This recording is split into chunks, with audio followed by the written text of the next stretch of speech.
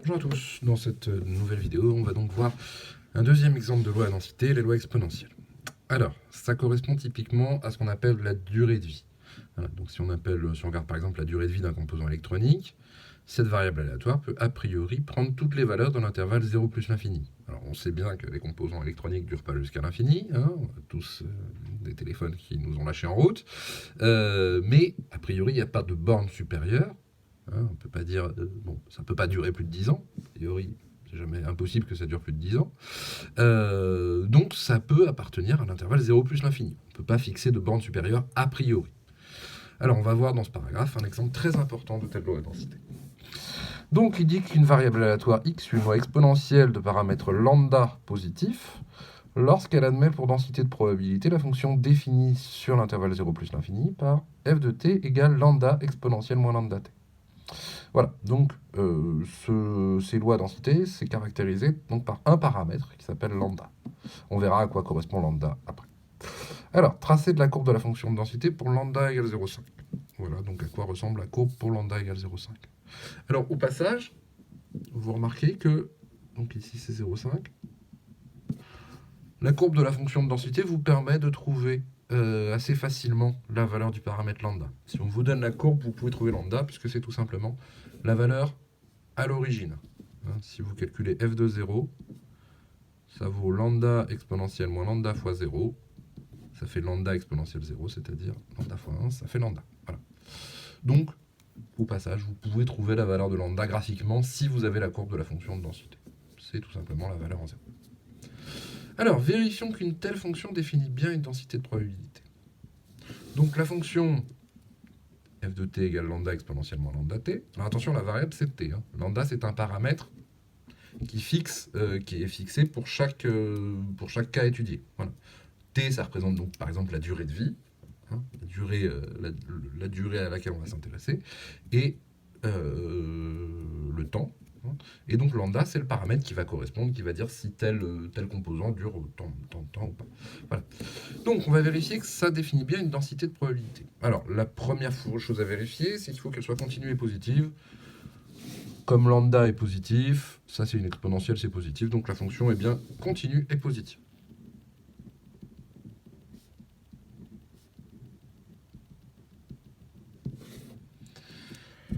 Si on pose f de t égale moins lambda exponentielle moins lambda t, alors calculons sa dérivée. F' de t, ça fait donc moins, le moins qui est là, hein, je vous le réécris. La dérivée de exponentielle moins lambda t, c'est moins lambda exponentielle moins lambda t. Et donc vous obtenez lambda exponentielle moins lambda t, c'est-à-dire petit f de t. Voilà. Donc ça, c'est bien une fonction. C'est la primitive de la fonction petit f. Alors, on en déduit que... Donc, il faut vérifier que ça donne une densité de probabilité, c'est-à-dire que l'aire du domaine sous la courbe vaut 1. Mais attention, hein, l'aire du domaine sous la courbe, je continue, la courbe est infinie. Encore, la courbe, elle va jusqu'à l'infini. Donc, il faut vérifier que l'aire vaut bien 1. L'aire du domaine infini vaut bien 1. Donc il faut faire tendre le bord supérieur de l'intégrale vers l'infini. Alors, on en déduit que, donc, intégrale de 0 à b de lambda exponentielle moins lambda t dt, ça fait quoi? Eh bien, ça fait donc notre fonction grand F, c'est-à-dire moins exponentielle moins lambda t entre 0 et b. Alors, je vous préviens tout de suite, dans les lois exponentielles, il y a des moins qui se baladent partout, donc il faut faire attention. Donc, moins exponentielle moins lambda b, la valeur en b, moins exponentielle moins lambda fois 0. Ça vous fait donc moins exponentielle moins lambda b, moins, ça vaut moins 1, plus 1. Donc vous avez intégrale de 0 à b de lambda exponentielle moins lambda t dt, ça vaut donc 1 moins exponentielle moins lambda b. Voilà. Et donc à présent, qu'est-ce qui se passe lorsque b tend vers l'infini? Eh bien, comme lambda est positif, la limite de moins lambda b, c'est moins l'infini, quand b tend vers plus l'infini. D'accord? Et donc, la limite d'une exponentielle grand X lorsque grand X tend vers moins l'infini, c'est que c'est 0. Donc par composition, la limite de exponentielle moins lambda b, ça vaut 0, quand b tend vers plus l'infini. Et donc, bon, je n'ai pas la place, j'avais prévu un peu court, donc je continue ici. La limite de 1 moins exponentielle moins lambda b, lorsque b tend vers plus l'infini, c'est donc 1 moins 0, c'est-à-dire 1. Tout. Limite de intégrale de 0 à b de lambda exponentielle moins lambda t dt, ça vaut bien 1, quand b tend vers plus l'infini.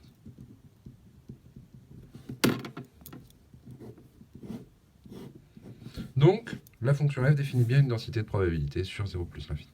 Voilà. Alors, ce petit calcul-là, je l'ai déjà vu demander au bac. Bon, en même temps, même si le bac pour vous, ça, visiblement, pardon, j'ai oublié.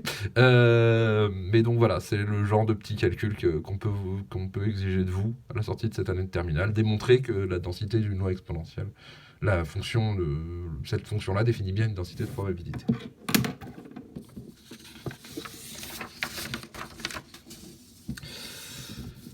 Alors, donc nous verrons les résultats suivants qu'il est donc souhaitable de mémoriser. Alors, donc, si vous avez une variable aléatoire qui est une loi exponentielle, si vous avez a et b, deux nombres dans 0 plus l'infini, la probabilité que x soit plus petit que a, strictement plus petit, c'est la même chose que la probabilité que x soit plus petit ou égal, hein, c'est 1 moins exponentielle moins lambda. La probabilité que x soit supérieur à a, c'est exponentielle moins lambda a. Et la probabilité que x soit entre a et b, c'est exponentielle moins lambda a moins exponentielle moins lambda b. Alors, on va démontrer ça. C'est pas très compliqué. Donc, 1. La probabilité que x soit inférieur à a, c'est l'intégrale entre 0 et a de lambda exponentielle moins lambda t dt. Alors, on vient de faire le calcul, donc je ne vais pas vous le réinfliger, hein, sauf qu'on avait mis b ici, mais ça ne change rien. Et donc, on avait vu que ça valait 1 moins exponentielle moins lambda. Voilà. CF plus haut.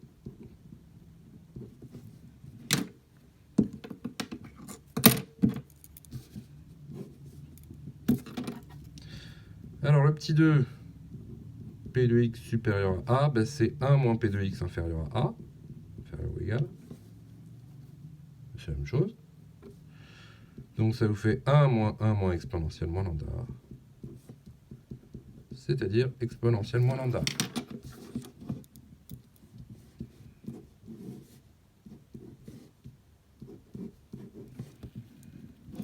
Voilà, on passe par le contraire. Et enfin, petit 3. Donc la probabilité que notre variable aléatoire prenne des valeurs entre a et b, c'est intégrale de a à b de lambda exponentielle moins lambda t dt. C'est-à-dire, on avait vu que la primitive, c'était moins exponentielle moins lambda t à b, prise entre a et b. Ça vous fait donc moins exponentielle moins lambda b moins exponentielle moins lambda a. Ce qui vous fait donc plus exponentielle moins lambda moins exponentielle moins lambda b. En le réécrivant dans le bon ordre, on obtient le résultat annoncé.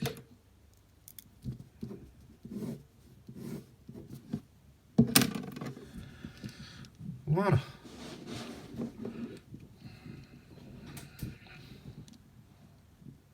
Donc voilà, vous voyez que probabilité que x soit entre a et b, c'est exponentielle moins lambda a moins exponentielle moins lambda b. Cette fois-ci, c'est dans l'ordre.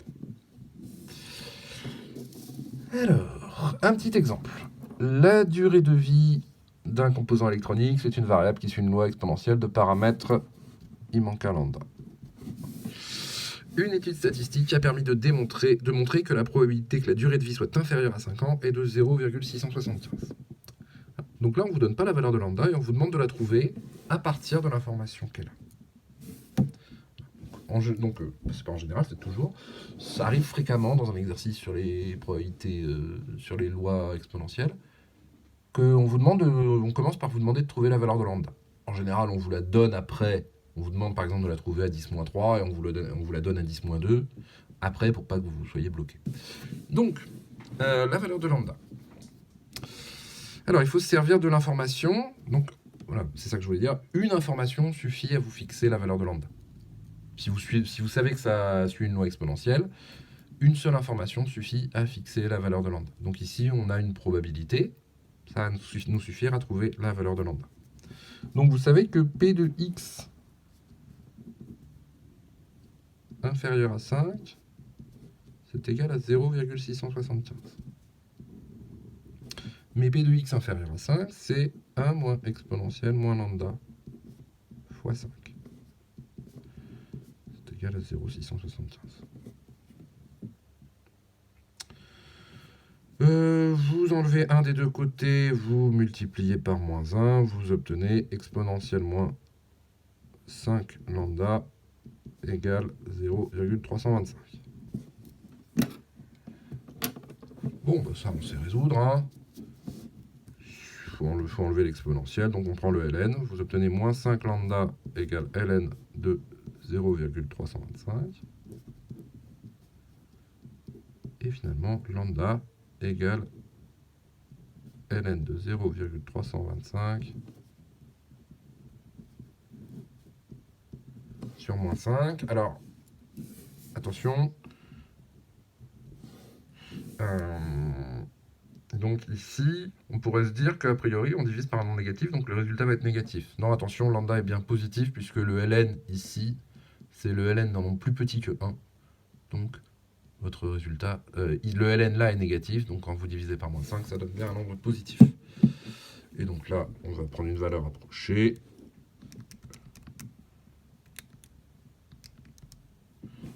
On obtient 0,225 environ.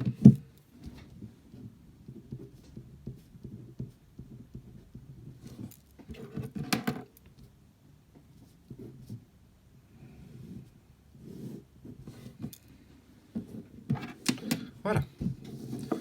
Alors, calculer la probabilité que ce composant dure moins de 8 ans, plus de 10 ans, entre 5 et 8 ans. Donc, on va les faire dans l'ordre. Petit a, donc moins de 8 ans.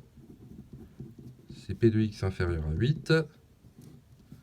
Ça fait 1 moins exponentielle moins lambda fois 8. C'est-à-dire 1 moins exponentielle moins 0,225 fois 8. Donc vous prenez votre machine.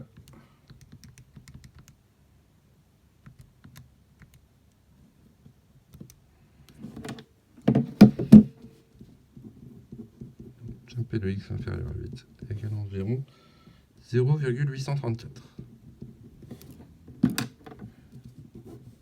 835, pardon, en arrondissant correctement.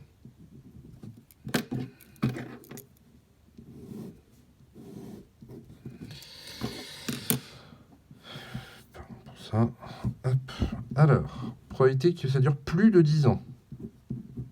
P de x supérieur à 10. Donc c'est exponentielle moins lambda fois 10. Hein, j'applique les formules qui sont au-dessus. Donc ça fait exponentielle moins 0,225 fois 10.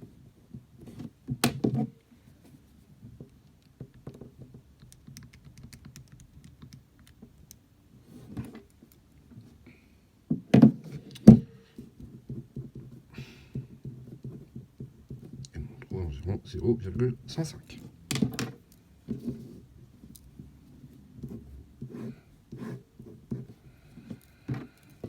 Ok, et enfin la dernière question, entre 5 et 8 ans, pardon. Donc c'est P de x, x entre 5 et 8. On utilise donc la troisième formule, ça fait exponentielle moins lambda fois 5, moins exponentielle moins lambda fois 8. C'est-à-dire exponentielle moins 0,225 fois 5, moins exponentielle moins 0,225 fois 8.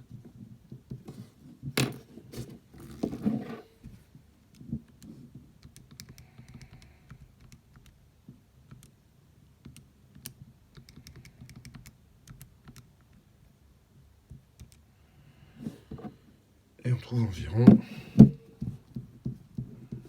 0,159.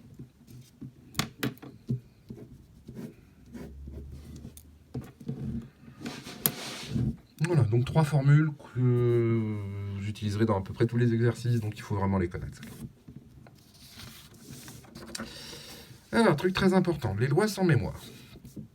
Reprenons l'exemple précédent, on cherche la probabilité que ce composant fonctionne au bout de 15 ans, sachant qu'il fonctionnait au bout de 10 ans. Autrement dit, on cherche à calculer une probabilité de quel type? Une probabilité conditionnelle, sachant qu'elle fonctionnait au bout de 10 ans. Donc c'est la probabilité que la durée de vie soit supérieure ou égale à 15, sachant qu'elle est supérieure ou égale à 10. Alors comment calcule-t-on ça? Eh bien, c'est la probabilité que x soit supérieur à 15, donc c'est la probabilité de B sachant A, c'est la probabilité de B inter A sur la probabilité de A. Donc c'est la probabilité de x supérieur à 15 et x supérieur à 10 sur la probabilité de x supérieur à 10.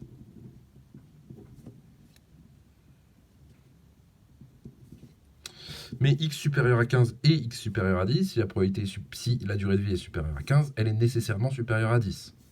Donc ça, c'est strictement plus fort que ça. Donc c'est P de x supérieur ou égal à 15 sur P de x supérieur ou égal à 10. Ce qui vous fait exponentielle moins lambda fois 15 sur exponentielle moins lambda fois 10. Ça fait quoi? Eh bien, ça fait exponentielle moins lambda fois 15 moins lambda fois 10.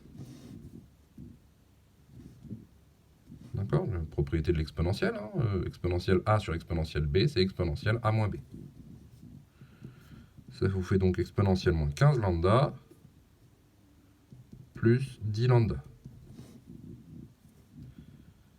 Ce qui vous fait exponentielle moins 5 lambda. Et ça, qu'est-ce que ça vaut, exponentielle moins 5 lambda? Eh bien, c'est tout simplement la probabilité que x soit supérieur à 5. Autrement dit, la probabilité que le composant fonctionne encore au bout de 15 ans, sachant qu'il fonctionnait au bout de 10 ans, est égale à la probabilité qu'il fonctionne au bout de 5 ans.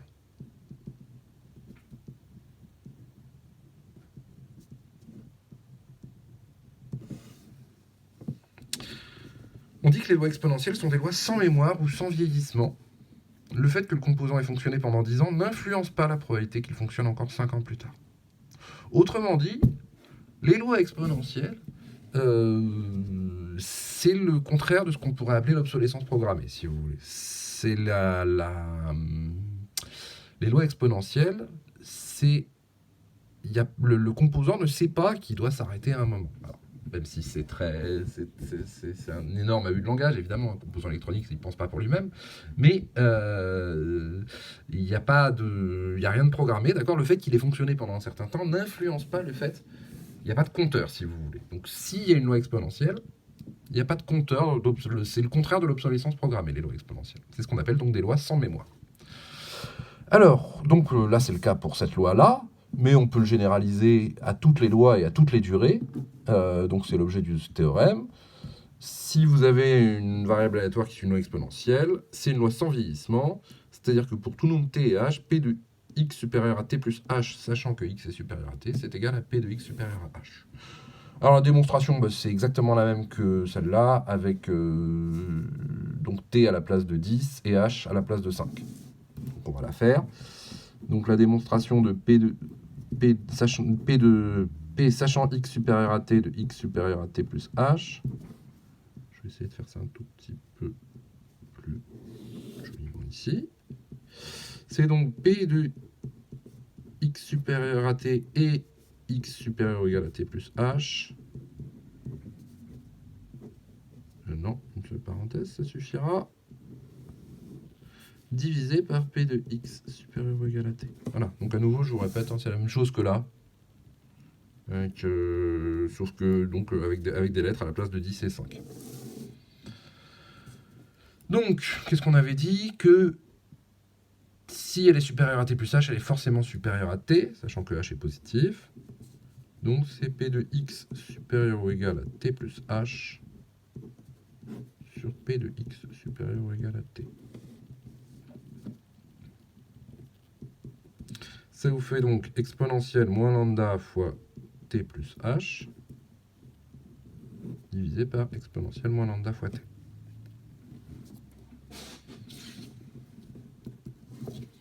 Ce qui vous donne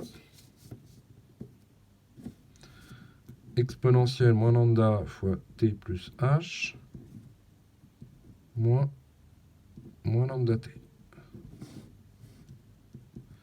Ça fait quoi en développant le tout? Exponentielle moins lambda t moins lambda h, pardon, h plus lambda t.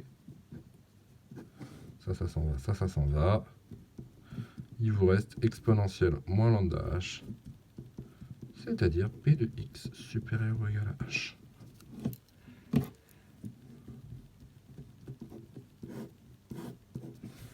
Voilà. Donc c'est bien une loi sans vieillissement, puisque vous obtenez donc vous obtenez bien donc le fait qu'elle ait fonctionné pendant un temps t n'influence pas le fait que ça fonctionne jusqu'à t plus h. Alors, donc les lois exponentielles sont sans vieillissement. Et on peut démontrer que la réciproque est vraie.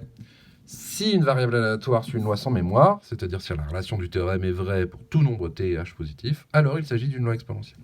Donc ça c'est très utile en physique radioactive, parce que je crois qu'il y a un exercice dans le bouquin, on y jettera un coup d'œil, parce que quand vous avez un noyau instable, d'atomes radioactifs, quand vous avez des atomes radioactifs qui se désintègrent, là, on peut dire que effectivement, c'est sans mémoire, puisque un atome ne sait pas à quel moment qu'il a déjà vécu tant de temps et que donc il faut bientôt qu'il se désintègre.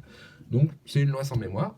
Et comme les lois exponentielles sont les seules lois sans mémoire, sans vieillissement, eh bien, on peut en déduire que la désintégration radioactive, ça suit une loi exponentielle. Et donc, ça permet d'obtenir un modèle de désintégration radioactive. Il faut juste trouver la constante lambda. Alors, nous on va finir le cours, et on va donc voir le gros morceau de ce cours, le moment de bravoure de l'année, que j'aurai donc pas le plaisir de vous faire en présentiel, mais que je vais quand même vous faire. Donc, l'espérance de la loi exponentielle. Alors, si vous avez une variable aléatoire qui suit une loi exponentielle de paramètre lambda, son espérance c'est 1 sur lambda. Voilà. Donc ça vous remarquez d'ailleurs que plus lambda est grand, plus la durée de vie est faible, a priori. Donc l'espérance est inversement proportionnelle au paramètre de la loi. Alors, démonstration exigible. Alors, exigible, dans le programme, je vous rassure, je ne l'ai jamais vu demander, c'est vrai qu'elle est assez raide. Donc, allons-y. Donc, il s'agit de calculer l'espérance de cette loi. Donc, il s'agit de calculer la limite, lorsque b tend vers plus l'infini, de l'intégrale entre 0 et b de lambda t exponentielle moins lambda t dt. D'accord? Alors, la fonction de densité, c'était lambda exponentielle moins lambda t. Pour obtenir l'espérance, il faut que je la multiplie par la variable t. Et comme on est sur un domaine infini, il faudra faire tendre b vers plus l'infini. Voilà, donc il s'agit de calculer ça Alors déjà, il faut vérifier que ça donne que cette limite existe. Et ensuite, il faut voir ce qu'elle donne si elle existe. Alors on va faire les deux ensemble. Donc, c'est assez long. Alors, on va poser g de t égale donc la fonction à calculer. Lambda t exponentielle moins lambda t.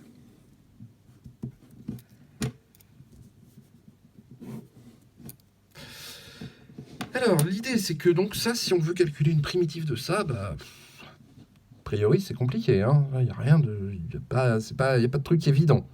Ça, c'est pas la dérive, ça ressemble pas du tout à la dérivée de ce qu'il y a à l'intérieur. Enfin, il y a le t en trop, quoi, donc ça marche pas. Donc, on n'a pas de modèle. Alors, l'idée, c'est qu'on va...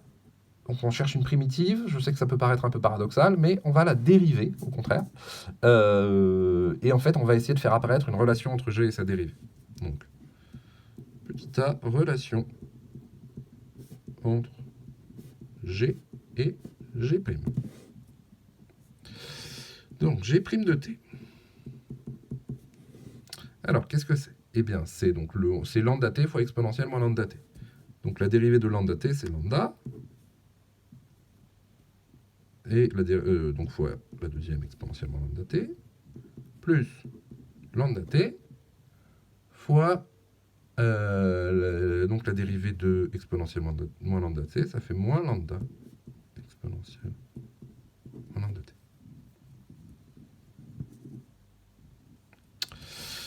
Qu'est-ce que ça donne? Ça donne donc, on va le mettre le lambda en facteur, donc ça fait lambda exponentielle moins lambda t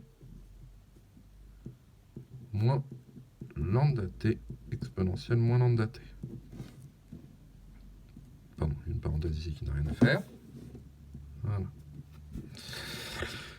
Et donc, bah, qu'est-ce qu'on trouve ici? Finalement, on trouve que g' de t, c'est lambda exponentielle moins lambda t, moins ici, c'est g de t. Voilà, donc on a bien une relation entre g' et g. Alors on peut l'expliciter un tout petit peu. D'où vous avez 1 sur lambda g' de t qui vaut, pardon, ici ça va, exponentielle moins lambda t moins g de t. Ok. L'idée c'est d'avoir g en fonction de g', parce que ça va être pratique pour trouver une primitive. Donc 1 sur lambda g' de t moins exponentielle moins lambda t égale moins g de t. Et donc vous multipliez par moins 1, ce qui revient à changer l'ordre dans la soustraction. Donc exponentielle moins lambda t moins 1 sur lambda g' de t égale g de t.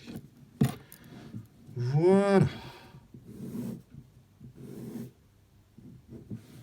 Et ça, bah, une fois qu'on a ça, là, on va pouvoir trouver une primitive. Parce que, donc petit b, primitive de g.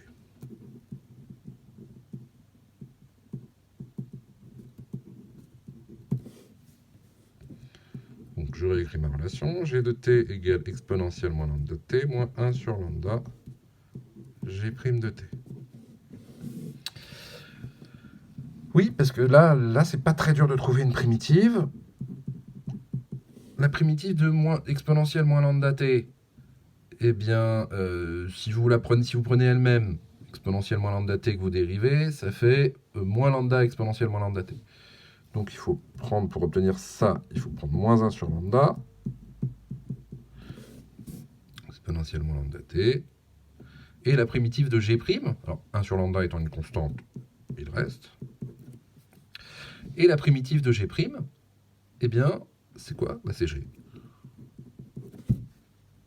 Voilà. Pardon, excusez-moi, évidemment, donc ça c'est grand G primitive, voilà. Donc voilà, on trouve une primitive, donc on prend la primitive de chacun des deux termes. Exponentiellement lambda t, sa primitive, c'est moins 1 sur lambda exponentiellement lambda t, et g' de t, c'est g. Donc finalement, vous prenez votre primitive grand G de t, ce sera donc, alors je vais mettre moins 1 sur lambda en facteur, donc exponentielle moins lambda t, plus, donc je réécris g de t sous sa forme explicite, lambda t exponentielle moins lambda t. Voilà.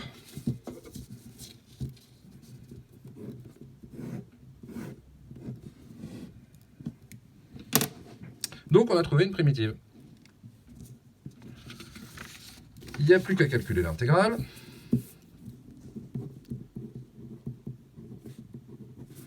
Calcul de l'intégrale.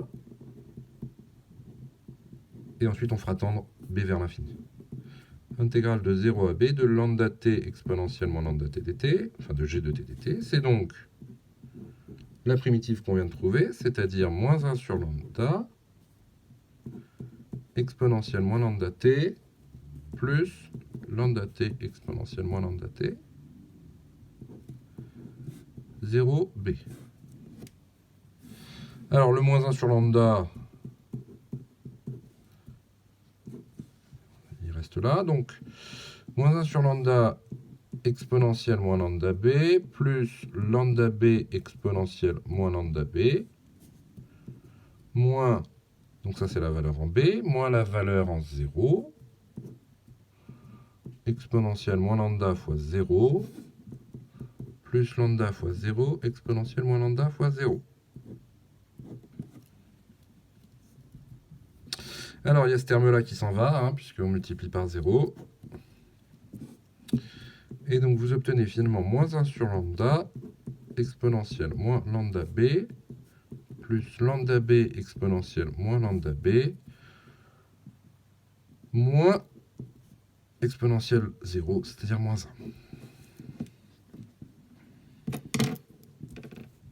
Voilà, l'intégrale, ça vaut ça.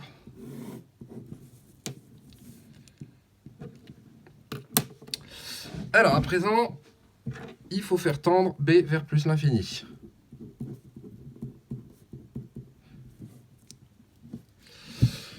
Alors, comme toujours, avant de rentrer dans avant de rédiger, on essaie de deviner. Alors, quand b tend vers plus l'infini, exponentielle moins lambda b, donc moins lambda b tend vers moins l'infini, l'exponentielle de quelque chose qui tend vers moins l'infini tend vers 0. Donc ce terme-là va tendre vers 0. Celui-là, c'est un tout petit peu plus compliqué, mais pas beaucoup plus, puisque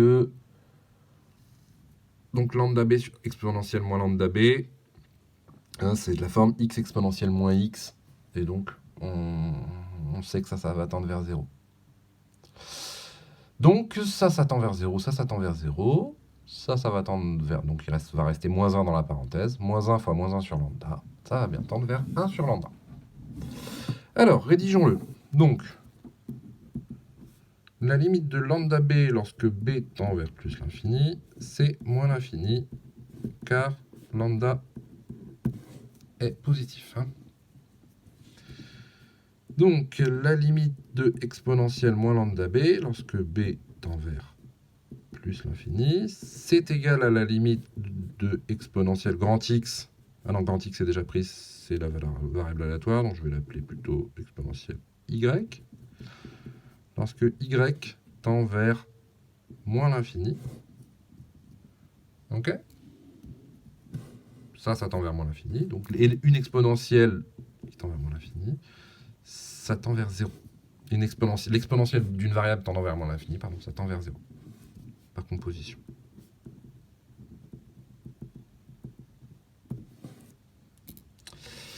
Alors, ensuite, la limite de lambda b exponentielle moins lambda b, c'est la limite, lorsque b tend vers plus l'infini, pardon, c'est la limite de lambda b sur exponentielle lambda b. Donc b tend vers plus l'infini. Et donc, c'est la limite de x, non, pardon, toujours pas de x, c'est la limite de y sur exponentielle y, lorsque y tend vers plus l'infini. Et donc, ça vaut 0. On le sait, puisque l'inverse tend vers plus l'infini. Ok. Donc,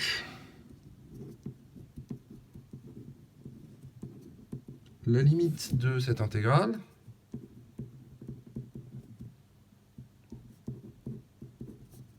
1 sur lambda exponentielle moins lambda b plus lambda b exponentielle moins lambda b moins 1, elle vaut quoi? Elle vaut moins 1 sur lambda fois 0 plus 0 moins 1. Soit finalement, pardon,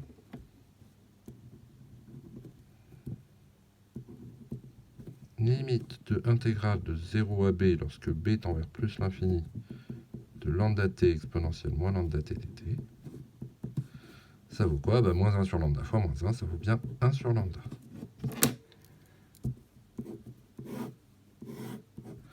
Donc la limite de cette intégrale existe et on a bien l'espérance de x qui vaut 1 sur lambda.